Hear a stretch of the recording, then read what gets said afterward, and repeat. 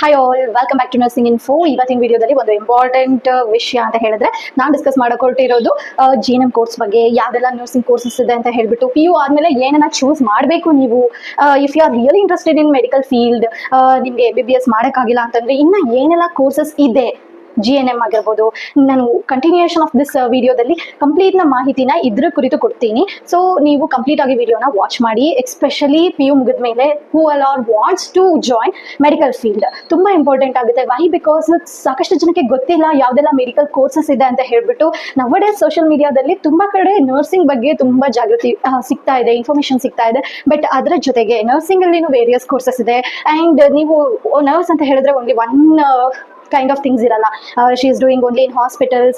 Other than hospitals also she can work. ಆ ಎಲ್ಲಾ fields ಬಗ್ಗೆ ಈ ವಿಡಿಯೋದಲ್ಲಿ ಕಂಪ್ಲೀಟ್ ಆಗಿ ಮಾಹಿತಿನ ಹೇಳಿದ್ದೀನಿ. ಸೊ ಕಂಪ್ಲೀಟ್ಲಿ ಈ ವಿಡಿಯೋನ ವಾಚ್ ಮಾಡಿ. ಓಕೆ, ಸೊ ವಿತೌಟ್ ಲಾಗಿಂಗ್ ನಾನು ಇವಾಗ ಸ್ಟಾರ್ಟ್ ಮಾಡ್ತೀನಿ. ಫಸ್ಟ್ ನರ್ಸಿಂಗ್ ಅಂದ್ರೆ ಏನಪ್ಪಾ ಅಂತ ಹೇಳ್ಬಿಟ್ಟು. ನರ್ಸಿಂಗ್ ಅಂದ್ರೆ ನಿಮ್ಗೆ ಗೊತ್ತು, ಹಾಸ್ಪಿಟಲ್ ಅಲ್ಲಿ ಡಾಕ್ಟರ್ಸ್ ಇರ್ತಾರೆ ಅಂಡ್ ಅದ್ರ ಕೆಳಗಡೆ ನರ್ಸಸ್ ಬರ್ತಾರೆ. ಇದೇ ಆದ front line warriors health care professionally ಅಂತ ಹೇಳ್ಬಿಟ್ಟು. But some people, and I am not degrading that, ಅವ್ರು ಥಿಂಕ್ ಮಾಡ್ತಾರೆ ಅಂತೆಲ್ಲ. In olden days and all nurse ಅಂತ ಹೇಳಿದ್ರೆ they has to do for helping things and all. No, it is a service, it is a noble service. ಇವಾಗ most of all people ಅರ್ಥ ಮಾಡ್ಕೊತಿದ್ದಾರೆ. ನೀವು ಯಾವಾಗ ಹಾಸ್ಪಿಟಲ್ಗೆ ಬರ್ತೀರಾ ಅವಾಗ ನಿಮಗೆ ಗೊತ್ತಾಗುತ್ತೆ what is the importance of nurse ಅಂತ ಹೇಳ್ಬಿಟ್ಟು. Without a nurse hospital will never rend. So nurse ಅನ್ನೋದು ಕೂಡ ತುಂಬಾ ಅಂದ್ರೆ ತುಂಬಾ ಇಂಪಾರ್ಟೆಂಟ್ ಆಗಿರುವಂತ ಒಂದು ರೋಲ್ ಜಾಬ್ ಆಗಿದೆ.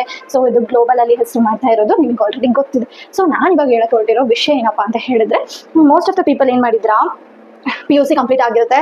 ಎಸ್ಪೆಷಲಿ ಸೈನ್ಸ್ ಬ್ಯಾಕ್ ಗ್ರೌಂಡ್ ಅವರು they wants to join MBBS or BAMS, BHMS, various medical courses ಇದೆ. So but they are not getting an opportunity or losing the marks in NEET, so they don't know what next. If they are really suffering with economical financial crisis ಆಗಿರಬಹುದು, ಹಂಗೆಲ್ಲ ಇದ್ದಾಗ ಏನಾಗುತ್ತೆ ಅಂತ ಹೇಳಿದ್ರೆ, my suggestion personally being one village girl and coming from a middle class family, ಇವತ್ತು I can proudly say that even I'm working in a private sector, my life na ಈ ಮಟ್ಟಕ್ಕೆ lead ಮಾಡೋದಕ್ಕೆ ಕಾರಣ ಆಗ್ತಾ ಇರೋದು ನಾನು ಓದಿದಂತಹ BSc ನರ್ಸಿಂಗ್. ನನ್ನ introduction vlog ನಾನು ಹಾಕಿಲ್ಲ ನನ್ನ ವಿಡಿಯೋದಲ್ಲಿ ಅಥವಾ ನನ್ನ ಚಾನಲ್ಸ್ ಅಲ್ಲಿ. ಸೊ ನಾನು before going to start, I am Swarna. I'm a nursing tutor and I was doing videos regarding nursing. Basically theoretical part ಯಾರೆಲ್ಲ ಓದ್ತಿದ್ರ ಅವ್ರಿಗೆ ಎಷ್ಟು ಹೆಲ್ಪ್ಫುಲ್ ಆಗುತ್ತೆ ಅನ್ನೋ ಬೇಸಿಸ್ ಮೇಲೆ ನಾನು ನಿಮಗೆ ಥಿಯರಿಟಿಕಲಿ ಎಷ್ಟು ಹೆಲ್ಪ್ ಮಾಡಬಹುದು ಅದನ್ನ ಮಾಡೋದಕ್ಕೆ ಹೊರಟಿದ್ದೀನಿ. ಸೊ ಪ್ಲೀಸ್ ಸಪೋರ್ಟ್ ಮಾಡಿ ನನಗೆ. ಲ್ಯಾಗ್ ಮಾಡಿದೆ, ಸ್ಟಾರ್ಟ್ ಮಾಡೋಣ. ಸೊ ನಾನೇನು ಹೇಳ್ತಾ ಇದ್ದೆ ಅಂತ ಹೇಳಿದ್ರೆ, ನಿಮಗೆ ಗೊತ್ತು, ನೀವು MBBS ಏನೋ ಆಗಬೇಕು ಮೆಡಿಕಲ್ ಪ್ರೊಫೆಷನಲ್ಲಿ ಅಂತ ಅನ್ಕೊಂಡಿರ್ತೀರ, ಬಟ್ ಆಗಿರಲ್ಲ. ಸೊ ಅದಕ್ಕೆ ಅಂತಾನೆ ಬೇರೆ ಕೋರ್ಸಸ್ ಇದೆ. ಸೊ ನಾವು ಫಸ್ಟ್ ಇಂದ ನೋಡ್ಕೊಂಡು ಹೋಗೋಣ. PUC ಸೈನ್ಸ್ ಅಲ್ಲ, ಸೈನ್ಸ್ ಮಾಡಿರೋರ್ನ ಇನ್ಕ್ಲೂಡ್ ಮಾಡ್ಕೊಂಡು ಬೇರೆ ಕಾಂಬಿನೇಷನ್ಸ್ ಮಾಡಿರೋರ್ನ ಇದ್ರ ಬಗ್ಗೆ ಹೇಳಕೊಡ್ತೀನಿ. ವೈ? ಬಿಕಾಸ್ ಸೈನ್ಸ್ ಮಾಡಿರೋರ್ಗು ನರ್ಸಿಂಗ್ ಮಾಡ್ಬೋದು ಅಂಡ್ ಮಾಡದೇ ಇರೋರು ಕೂಡ ನರ್ಸಿಂಗ್ ಮಾಡಬಹುದು. ಸಾರಿ, ಸ್ವಲ್ಪ ಡಿಸ್ಟರ್ಬೆನ್ಸಸ್ ಇದೆ. Hope you will understand. ಮತ್ತೆ ಇನ್ನೊಂದು ವಿಷಯ ಏನಪ್ಪಾ ಅಂತ ಹೇಳಿದ್ರೆ, ನೀವು ನರ್ಸಿಂಗ್ ಅಂತ ಹೇಳಿದ ತಕ್ಷಣನೇ BSc ನರ್ಸಿಂಗೇ ಮಾಡಬೇಕು ಅಂತ ಏನಿಲ್ಲ ಅಲ್ವಾ. ಸೊ ಬಿಕಾಸ್ ಸೈನ್ಸ್ ಮಾಡಿರೋರಿಗೆ ಮಾತ್ರ BSc ನರ್ಸಿಂಗ್ ಇದೆ. ಬಟ್ ಸೈನ್ಸ್ ಮಾಡದೇ ಇರೋರು ಏನು ಮಾಡಬೇಕು, PUC ಆಗಿದೆ, ಎಸ್ಪೆಷಲಿ ಫೀಮೇಲ್ಸ್, ನಾವು ಲೈಫಲ್ಲಿ ಏನೋ ಒಂದು ಮಾಡಬೇಕು ಆ್ಯಂಡ್ ನಾವು ಅಚೀವ್ ಮಾಡಬೇಕು, ಅರ್ನ್ ಮಾಡಬೇಕು ಒಳ್ಳೆ ಸ್ಯಾಲ್ರಿನ ಅಂತ ಅಂದ್ಕೊಳ್ಳೋರಿಗೆ ಖಂಡಿತವಾಗ್ಲೂ ನೀವು ಕೂಡ ಮಾಡ್ಬೋದು.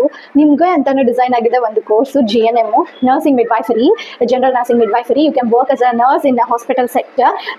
BSc ನರ್ಸಿಂಗ್ ಏನಂತ ಹೇಳಿದ್ರೆ ಇದೊಂದು ಅಪ್ಗ್ರೇಡೆಡ್ ವರ್ಷನ್ ಅಂತ ಹೇಳಿದ್ರೆ. BSc ನರ್ಸಿಂಗು ಡಿಗ್ರಿ ಅಂದ್ರೆ ಅಂಡರ್ ಗ್ರಾಜುಯೇಟೆಡ್ ಲೆವೆಲ್ ಬರುತ್ತೆ. GNM ಅಂತ ಏನ್ ಹೇಳಿದ್ರೆ ಅದು ಡಿಪ್ಲೊಮಾ ಕೋರ್ಸ್ ಆಗಿರುತ್ತೆ. ಸೊ ನಾವಿವಾಗ ಫಸ್ಟ್ ಡಿಪ್ಲೊಮಾ ಬಗ್ಗೆ ನಾನು ಮಾತಾಡ್ತಾ ಇದ್ದೀನಿ. Okay, so hardly this video will around 15 to 20 minutes ಬರಬಹುದು ಯೂಟ್ಯೂಬ್ ಅಲ್ಲಿ. ಸೊ ಕಂಪ್ಲೀಟ್ ಆಗಿ ವಾಚ್ ಮಾಡಿ, ನಿಮಗೆ ಒಂದು ಕಂಪ್ಲೀಟ್ ಗೈಡೆನ್ಸ್ ಸಿಗುತ್ತೆ. ಓಕೆ, ಫಾರ್ ಶೋರ್ ಈ ವಿಡಿಯೋ ಕಂಪ್ಲೀಟ್ ಆಗಿ ವಾಚ್ ಮಾಡಿದ್ಮೇಲೆ you will never go without any benefits ಅಂತ ನಂಗೆ ಗೊತ್ತು. ಪ್ಲೀಸ್ ಮತ್ತೆ ಈ GNM ಮಾಡಬೇಕು ಅಂತ ಹೇಳಿದ್ರೆ ಏನ್ ಕ್ವಾಲಿಫಿಕೇಶನ್ ಇರಬೇಕು ಪಟ ಹೇಳ್ತೀನಿ, ಕೇಳಿಸ್ಕೊಳ್ಳಿ. ಕ್ವಾಲಿಫಿಕೇಶನ್ ಏನಂತ ಅಂತ ಬಂದ್ರೆ, ನೀವು PUC ಕಂಪ್ಲೀಟ್ ಮಾಡಿರಲೇಬೇಕು. ಅಗ್ರಿಗೇಷನ್ ಮಾರ್ಕ್ಸ್ ಪ್ರಾಬಬಲಿ 50% ಇರುತ್ತೆ. So you have to get 50% of aggregation marks. Okay, so aggregate marks 50% you have to pass and as well as they call ಕರ್ನಾಟಕದಲ್ಲಿ, ಎಸ್ಪೆಷಲಿ ಕರ್ನಾಟಕದಲ್ಲಿ ಯಾರೆಲ್ಲ GNM ಮಾಡ್ಬೇಕು ಅನ್ಕೊಂಡಿದ್ರ, ಕರ್ನಾಟಕದಲ್ಲಿ ಬೋರ್ಡ್ ಇಂದ ಕಾಲ್ ಮಾಡುತ್ತೆ, ಗೌರ್ಮೆಂಟೇ ಕಾಲ್ ಮಾಡುತ್ತೆ. So around I think currently call ಆಗಿದೆ. ನಾನು ನೋಡ್ಬಿಟ್ಟು ಒಂದು ಶಾರ್ಟ್ ವಿಡಿಯೋದಲ್ಲಿ ಅಪ್ಲೋಡ್ ಮಾಡ್ತೀನಿ. ಮೇ ಬಿ ಡೇಟ್ ಮುಗಿದಿರ್ಬೋದು ಅಥವಾ ಎಕ್ಸ್ಟೆಂಡ್ ಆಗಿರಬಹುದು. ನನಗೆ ಪ್ರಾಪರ್ ಇನ್ಫಾರ್ಮೇಶನ್ ಇಲ್ಲ. Once I will check out that and I will make a video. ಮತ್ತೆ ಈ GNM ಏನಪ್ಪ, ಈ GNM ಅಂತ ಹೇಳಿದ್ರೆ 3 years ಕೋರ್ಸು, ಡಿಪ್ಲೊಮಾ ಎಲ್ಲ ನಾನು ಹೇಳ್ಬಿಟ್ಟಿದ್ದೀನಿ ಆಲ್ರೆಡಿ. ಈಗ GNM 3 ಇಯರ್ ಕೋರ್ಸು ನೀವೇನ್ ಮಾಡ್ತೀರಾ, ನೀವು ಸೈನ್ಸ್ ಮಾಡಲಿಲ್ಲ ಅಂದ್ರೂ PUC ಆರ್ಟ್ಸ್ ಕಾಮರ್ಸ್ ಯಾವುದೇ ಕಾಂಬಿನೇಷನ್ ಆಗಿದ್ರು ನೀವು ಜಾಯ್ನ್ ಆಗ್ಬೋದು ಅಂತ ನಾನು ಆಲ್ರೆಡಿ ಹೇಳಿದ್ದೀನಿ ಆಯ್ತಾ. ಇದು GNM ಕೋರ್ಸ್, ಯಾರೆಲ್ಲ ಸೈನ್ಸ್ ಸ್ಟ್ರೀಮ್ ಅಲ್ಲ ಅವ್ರಿಗೆ ಇದು ಮುಗಿತಲ್ವಾ. GNM ಕೋರ್ಸ್ ನಿಮ್ಗೆಲ್ಲ ಅರ್ಥ ಆಗಿದೆ. ಇದು 3 ವರ್ಷದ course.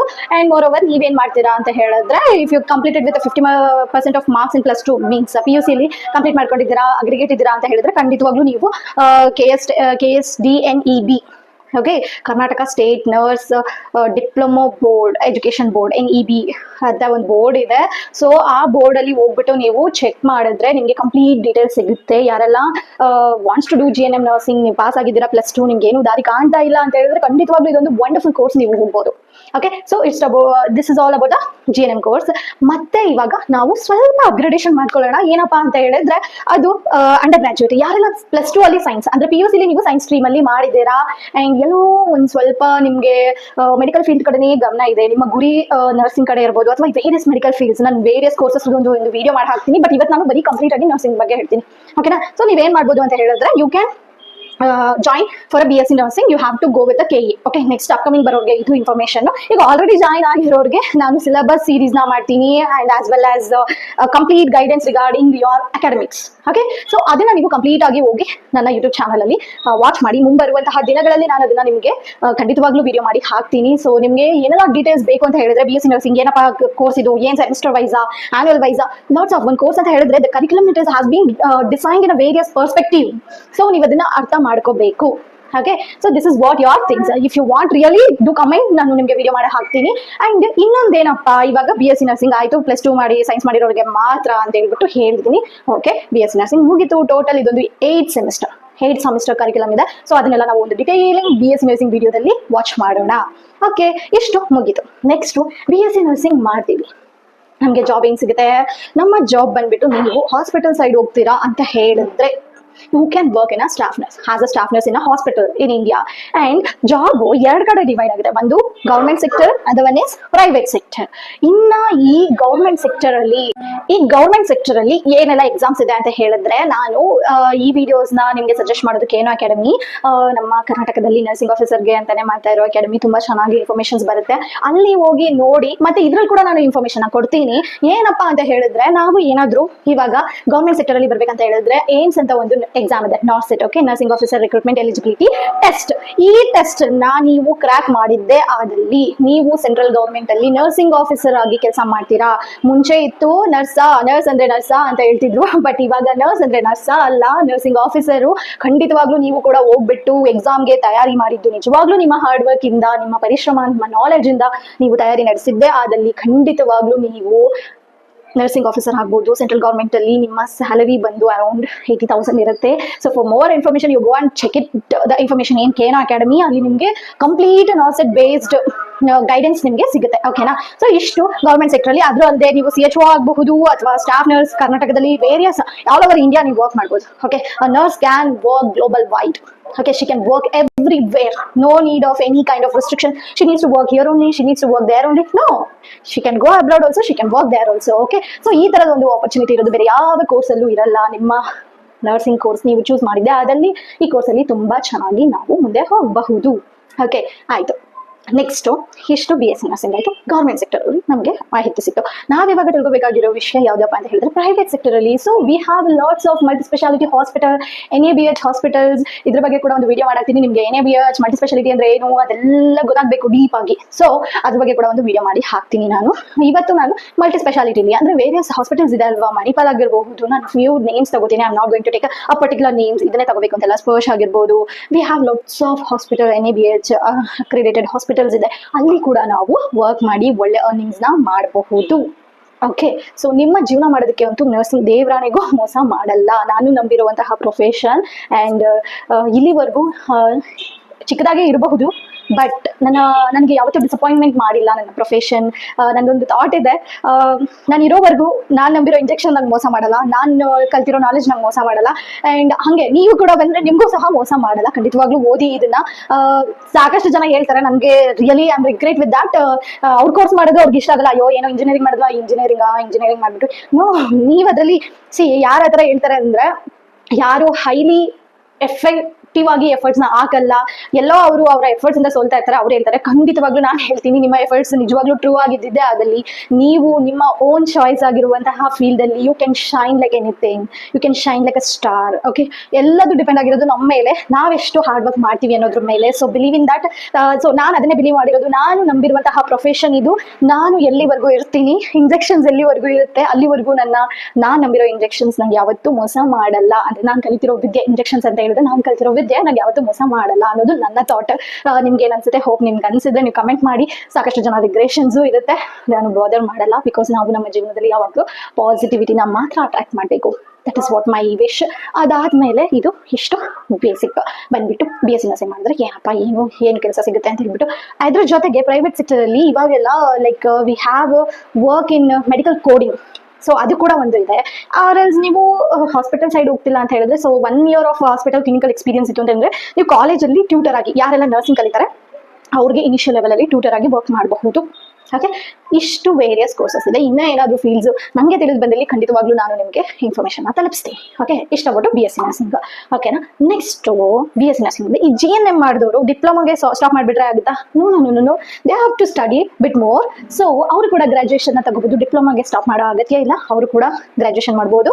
Post basic BSc nursing ಅಂತ ಹೇಳ್ಬಿಟ್ಟು ಗ್ರಾಜುಯೇಟ್ ಅಂಡರ್ ಗ್ರಾಜುಯೇಟ್ ಕೋರ್ಸ್ ಇದೆ. ಅದು ಬಂದು 2 ವರ್ಷ ಡ್ಯೂರೇಷನ್ ಇದೆ. ಸೊ ಆ ಕೋರ್ಸ್ನ ನೀವು GNM ಅಲ್ಲಿ ಪಾಸ್ ಆಗಿ ನೆಕ್ಸ್ಟ್ ನೀವು ಪೋಸ್ಟ್ ಬೇಸಿಕ್ BSc ನರ್ಸಿಂಗ್ ಮಾಡಬಹುದು. Okay, post basic BSc nursing ಕುರಿತಾಗಿ ಹೆಚ್ಚಿನ ಮಾಹಿತಿ ಬೇಕು ಅಂತ ಹೇಳಿದ್ರೆ ನೀವು ನನಗೆ ಕಮೆಂಟ್ ಬಾಕ್ಸ್ ಅಲ್ಲಿ ಕಮೆಂಟ್ ಮಾಡಿ, ನಾನು ಖಂಡಿತವಾಗ್ಲೂ ತಿಳಿಸ್ಕೊಡ್ತೀನಿ. ನೆಕ್ಸ್ಟ್ ಇದೆಲ್ಲ ಆಯ್ತು, ನಾವು ಇದರಲ್ಲಿ ಪೋಸ್ಟ್ ಗ್ರಾಜುಯೇಷನ್ ಮಾಡಬಹುದಾ ಅನ್ನೋ ಒಂದು ಡೌಟು ನಿಮ್ಗೆಲ್ಲ ಇದ್ದೇ ಇರುತ್ತೆ. ಅದಕ್ಕೋಸ್ಕರನೇ ನಾನು ಕೋರ್ಸ್ ಎಲ್ಲಿ ಹೋಗಿ ತಲುಪುತ್ತೆ ಅನ್ನೋದನ್ನ ಹೇಳ್ತಾ ಇರೋದು ಈ ವಿಡಿಯೋದಲ್ಲಿ. ಸೊ ಕೋರ್ಸ್ ಬಂದ್ಬಿಟ್ಟು ನಾವು BSc ಮಾಡಿ ಸುಮ್ಮನೆ ಆಗಲ್ಲ, MSc ಕೂಡ ಮಾಡ್ಬೋದು.